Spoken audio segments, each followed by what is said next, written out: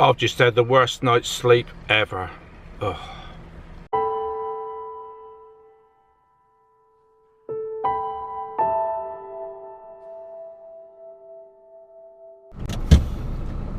Right, off we go then.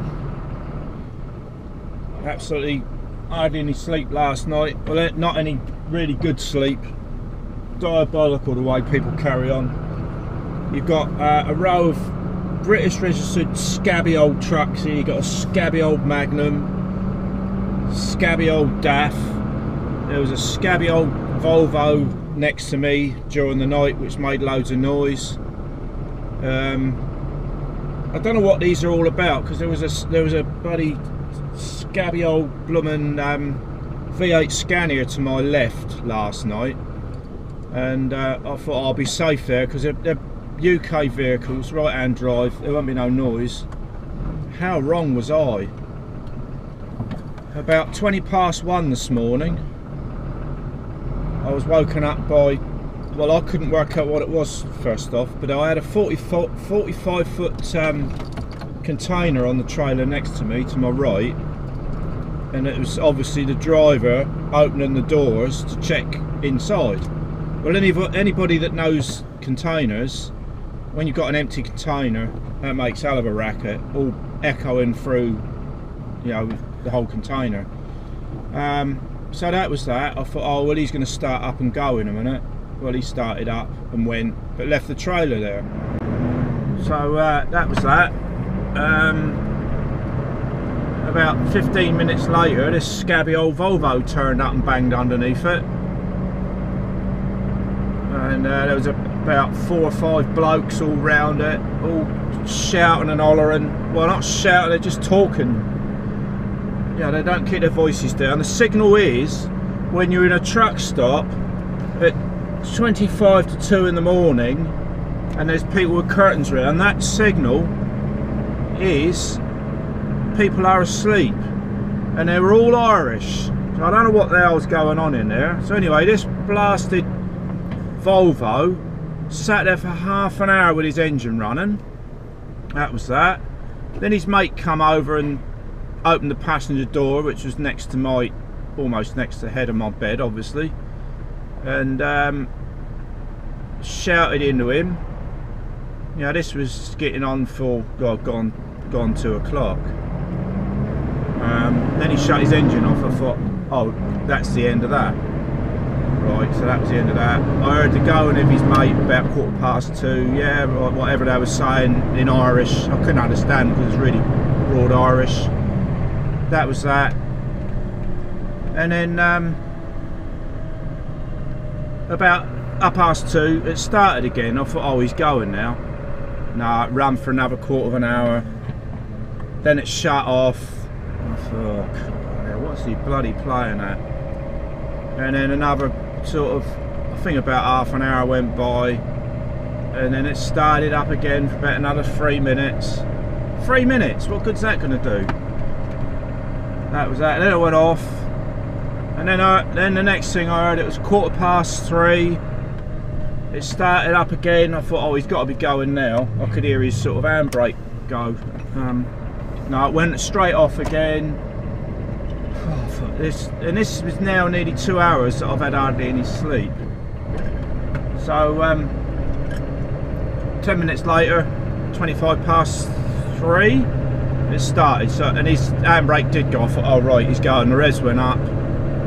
But the idiot, when he connected, obviously didn't let his park brake off. But you know what he did, this stupid Irish idiot? He's trying to pull on the brakes that are on, thinking they're stuck on. I could hear the handbrakes were on. And then started reversing against it to try and release the brakes in case they're stuck. With his beeping alarm, you know, his reversing beeper going. He'd done this about 8 times. Forward tug, back beep, beep, beep, beep, beep, beep. And then he gets out, he shuts his engine off, he's looking around with his torch, because I'm up now looking at the bloody curtain, seeing what's going on. And then he goes, eventually, once the idiot found the park brake. So this was over 2 hours that this clown has taken of my sleep. And then after that, we get the usual, wabbers, changing over, usual normal talking, and then of course then it's starting to get light and they're all doing what they do to go. And no matter what time of day or night it is, if you're in a truck stop, the signal is curtains round, there may be a driver asleep. Sleep deprivation is the worst thing you could ever have. So how do these blokes carry on with no sleep? What was he doing in the middle of the night? Why didn't he go straight away? Why was he sitting around? What was he doing dodgy? And the Scania next to me, earlier on in the evening, when I was up, he was there. He left his engine running for about an hour and a half. V8 Scania, you know what the noise they make. And I'm sure he went round the front and changed his number plates on that truck. I'm 90% sure he had a set of number plates in his hand and he was changing the number plates on that truck. So I don't know what all these dodgy looking British registered trucks are in there. I don't know what they're on, but anyway, let's try and do the best we can today, sleep or no sleep. Yeah, I'd just like to add to that those of you that's watched previous vlogs know that I call it Awful Trux. In fact, it's called Awful Trux, but Awful Trux is an understatement. I would advise anybody in their right mind that wants a good night's sleep never to go there. You won't get a good night's sleep. It's never quiet. There's always people banging and crashing and talking and shouting and hollering. It is the safest place you can be in Calais, I think, because they've got all barbed wire and dogs and everything there, but that's about the only thing that's any good with it. So steer clear of that place if you can. Awful. Well, I've managed to make it to where are we? A26, just north of Reims, and we got the old frying pan on, bit of Stevie bloke bacon and eggs. Yeah, it's a wonder I made it that far really. Let's get the sun on the subject, because last night was absolute nightmare. Right, I'm going to cook this. I'll see you back in the cab in a minute. That's better. You can't beat a nice bit of bacon and egg in a sarnie, in that nice bread. It's turned out nice now. It's ever so windy though, and the wind's getting up, and luckily the wind's coming from that direction, because obviously my cooker's on this side, and if it was blowing the other way it would have blown all the gas out. But yeah, we're parked here, look, nice and quiet actually. Makes a change, doesn't it? But they're all piled up. There's a lorry parked just over there, so they're all piled up next to the building because they can't walk very far, can they? But I just like to be away from it all after last night's bloody episode. Yeah, so we are just north of Reims. I don't know where we're going to go tonight, because my mate Geddy said don't get too close to Basel tonight because there's nowhere to park. But I don't need to. I might just do another couple of hours. It's 1:05 now in France, and park up by about 4 o'clock, half 4, while there's still some space, and then because we just run down to Basel tomorrow, do the paperwork, and then find somewhere to park for Saturday morning. Oh god, I'm knackered. Hopefully tonight it's nice and quiet. Normally it's a blasted fridge that keeps me awake, but that last night, I don't know what was wrong with that bloke starting his truck up every quarter of an hour, half an hour, or whatever. Don't these people sleep? You know, sleep deprivation is the worst thing, and that's why there's accidents. And they just don't think of anybody else, do they? It makes you, you know, I was thinking on the way down here, do I really want to be in this industry anymore? Because you got people like that who've got no regard for anybody, not even people that are doing the same job. So they've got no regard for general public. I know most of them are amateurs and idiots on the road anyway, but you just got to give and take. But when drivers are asleep, you'd think they'd just tone it down a little bit. Bloody selfish, you know. I just think, do I want to do it anymore? Because I need my sleep. And there's so many other things going on. Drivers are just not, it's not like it used to be. You know, when I first started back in the 80s, it was a lot better. You know, in all them years I've seen hell of a change, and so, but we could go on about this for hours, couldn't we? Right, I'm gonna have this coffee.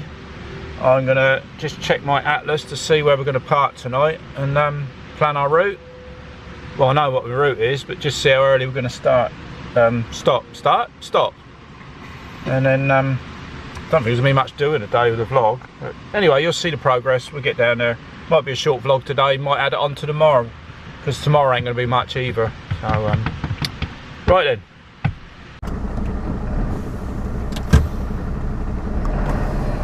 Oh, here we go again. That was a nice quiet break. So as you can see, there's not a lot of trucks in here at this time of day. Oh, they all hang around where the building is, so that suits me. Yeah, I've had a look on the map. I think we go down to somewhere near Strasbourg. Because Giddy said don't go down further south than that because you won't get parked up. I don't really need that pressure, do I? Because we're not in no hurry. I'm going to have a lie in the morning and catch up on the sleep we lost last night, hopefully. So it's a nice day. Just a tad windy.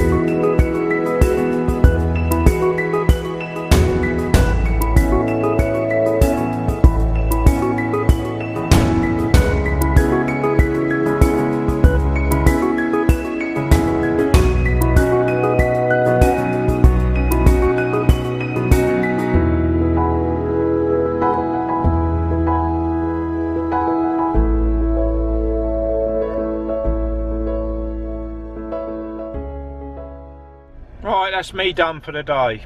I am absolutely knackered after episode last night.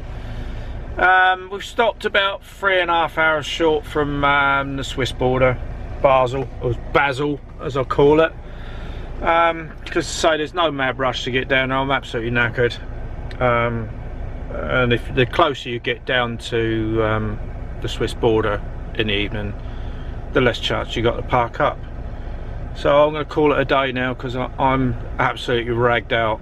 I'm not going to go on about it because you've heard enough about it all day. Yeah, so I'm going now. Thanks again, guys. I'll see you tomorrow.